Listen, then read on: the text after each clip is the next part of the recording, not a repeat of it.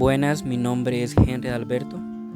Soy estudiante de la carrera de Psicología de la Universidad Tecnológica de El Salvador y en este video les voy a hablar un poco sobre lo que son los derechos humanos, o más bien sobre la historia de los derechos humanos. En primer lugar, quiero aclarar que la lucha por los derechos humanos es algo que se da a nivel mundial de manera constante. Esto con el único fin de asegurar que todas las personas, sin importar raza, color o sexo, puedan tener acceso a lo que son los derechos fundamentales, como lo es el derecho a la salud, derecho a la libertad de expresión, derecho a un juicio justo, derecho a una vivienda.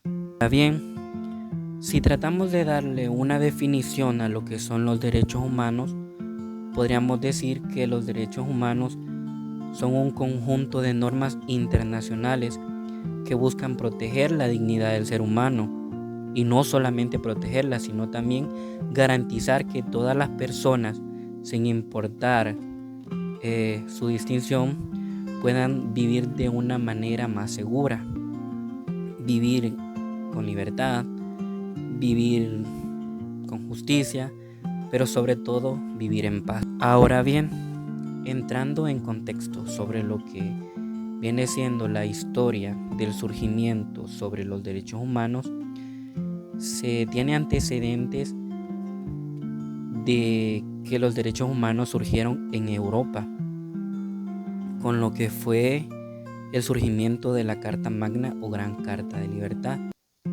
La Carta Magna fue un documento histórico firmado por el rey de Inglaterra en el año 1215. En principio, la Carta Magna estaba dirigida hacia los señores feudales. En sí, la Carta Magna o Gran Carta de Libertad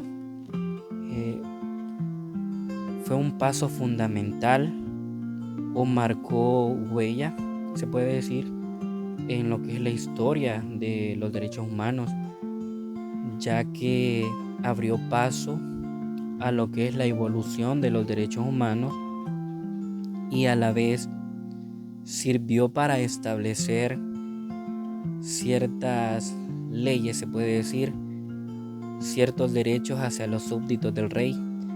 También ayudó a limitar el poder que éste tenía sobre ellos. La Carta Magna también ayudó a garantizar la libertad de la Iglesia de Inglaterra y a proteger lo que vienen siendo ciudades, comerciantes, y a la vez ayudó a establecer límites a los impuestos que eran impuestos por el rey. Y no solo eso, ya que la Carta Magna también ayudó a establecer ciertas reglas en los procesos judiciales.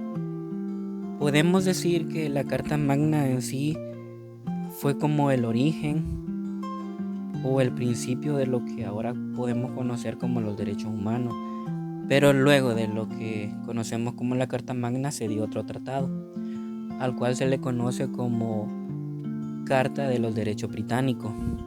En sí, la Carta de los Derechos Británicos se puede decir que es parecida a lo que ahora conocemos como la Carta Magna, ya que muchas personas suelen hablar de la Carta de los Derechos Británicos haciendo referencia a la Carta Magna, pero en sí, la Carta de los Derechos Británicos fue un acuerdo que se realizó en el año 1688, si mal no recuerdo, también originaria de Inglaterra. Luego de la Carta de los Derechos Británicos se dio lo que ahora se conoce como el habeas corpus.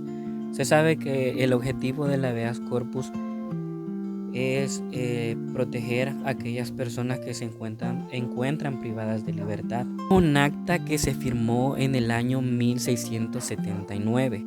El habeas corpus llegó a América Latina a través de lo que es la influencia inglesa y con el tiempo se incorporó a distintas constituciones de diversos países como lo es El Salvador y México.